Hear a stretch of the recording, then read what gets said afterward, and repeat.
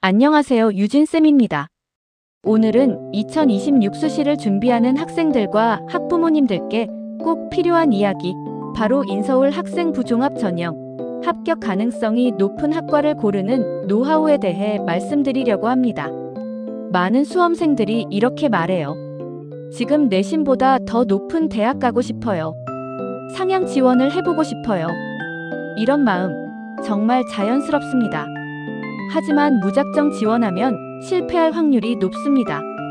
전략을 가지고 똑똑하게 학과를 선택하는 것이 합격 가능성을 크게 바꾸는 핵심이에요. 오늘 제가 드리는 팁을 끝까지 들으시면 분명히 지원 전략을 세우는데 큰 도움이 되실 겁니다.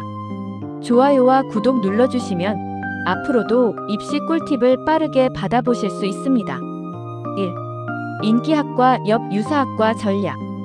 먼저 가장 많이 이야기되는 전략입니다. 바로 인기학과 옆 유사학과를 노려라입니다. 경영학과, 행정학과, 심리학과.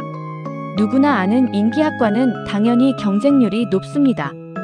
그런데 똑같이 상경계열이나 사회계열 안에서도 이름은 덜 알려져 있지만 경쟁력 있는 학과들이 있습니다. 예를 들어 중앙대학교를 보겠습니다. 경영학과는 경쟁률이 치솟지만 같은 상경계열인 글로벌 금융학과는 훨씬 낮은 경쟁률을 보입니다. 교육과정도 비슷하고 졸업 후 진로도 크게 다르지 않아요. 하지만 합격선은 분명히 차이가 납니다. 숭실대도 비슷합니다. 경영학부는 200일 경쟁률, 하지만 글로벌 통상, 벤처 중소기업학과, 회계학과는 100일 수준입니다. 같은 학교 안에서도 학과 선택 하나로 절반 수준의 경쟁률 차이가 나는 거예요. 국민대는 더 극적입니다. 2025학년도 결과를 보면 경영학부는 17.531, 합격선이 2등급대였지만 글로벌 경영은 13.61, 합격선이 5등급대였습니다. 즉, 내신 3등급 중반 학생도 글로벌 경영에서 합격 기회를 노릴 수 있었다는 뜻입니다. 정리하자면 내가 준비한 계열 안에서 유사한 학과들을 분석하고 선택하는 것이 전략적인 합격 포인트라는 거죠. 꾸준히 낮은 경쟁률 학과 찾기. 두 번째 전략은 꾸준히 경쟁률이 낮은 학과를 노리는 것입니다. 매년 경쟁률이 낮은 학과에는 이유가 있습니다. 대부분 인식 문제나 트렌드 변화 때문이에요. 예를 들어 교육학과나 사범대학 계열은 교권 침해 문제, 교직 안정성 문제 때문에 학생들의 관심이 줄면서 경쟁률이 하락하는 추세입니다. 하지만 교육학과는 여전히 학문적으로 깊이가 있고 진로 선택지도 많습니다. 전략적으로 지원할 만한 가치가 있습니다. 경제학과도 마찬가지예요. 문과 학생들이 수학을 기피하다 보니 경쟁률이 낮게 형성됩니다. 하지만 실제로는 경영학과 못지않게 취업시장에서 경쟁력이 있어요. 특히 금융권, 공기업 준비생들에게는 경제학 전공이 강력한 무기가 될 수 있습니다. 사회학과는 어떨까요? 행정학과, 정치외교학과에 비해 인지도가 낮아서 경쟁률이 낮습니다.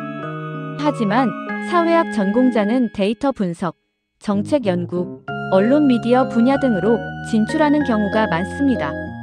즉, 잘 알려져 있지 않은 강력한 카드가 될 수 있습니다. 공대도 기회가 있어요. 기계공학과, 신소재공학과는 한동안 인기가 주춤했지만 최근 반도체 산업과 신에너지 산업이 다시 주목받으면서 전공 가치가 올라가고 있습니다. 그럼에도 불구하고 경쟁률은 여전히 다른 전공에 비해 낮게 형성되는 경우가 많습니다.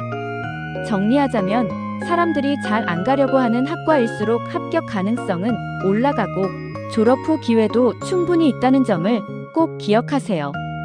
3. 모집 인원 변화 수능 최저 체크. 세 번째 전략은 모집 인원과 수능 최저 조건을 꼼꼼히 확인하는 겁니다. 모집 인원이 늘어나면 합격 기회도 그만큼 늘어납니다. 또 수능 최저 기준이 새로 생기거나 강화되면 지원자가 줄어드는 효과가 나타납니다. 예를 들어 이화여대 교육공학과 서류형, 고려대 학업우수형 반도체공학과, 서서문학과, 충북대 토목공학부, 경영학부, 이런 학과들은 최근에 모집 인원이 늘어나거나 수능 최저가 신설된 경우라서 합격률이 상대적으로 상승할 수 있는 구간입니다. 다만 중요한 건 수능 최저를 맞출 수 있는지 반드시 따져보는 것이에요. 아무리 합격선이 낮아져도 수능 최저를 못 맞추면 기회가 사라지니까요. 4. CODE와 생활기록부 흐름 반영하기.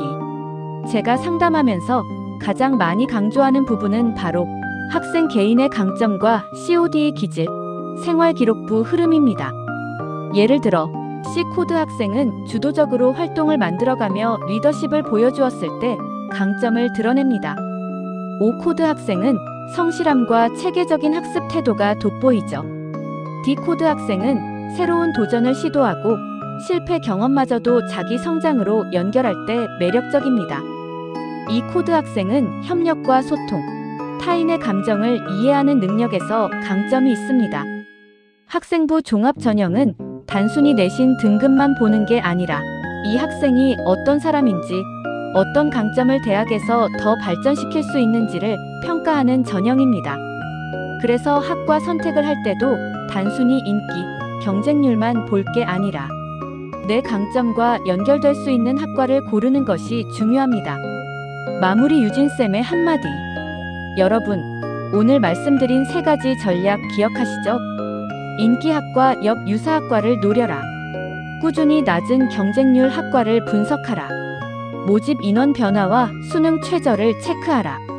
여기에 학생 개개인의 CODE 강점과 생활기록부 흐름까지 더하면 합격 가능성은 확실히 높아질 수 있습니다. 입시는 결과를 장담할 수는 없지만 준비의 깊이는 분명히 결과를 바꿉니다. 2026 수시 여러분의 도전을 든든하게 만들어드리는 유진쌤이 되겠습니다.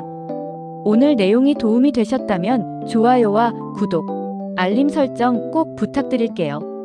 여러분의 합격을 진심으로 응원합니다. 감사합니다.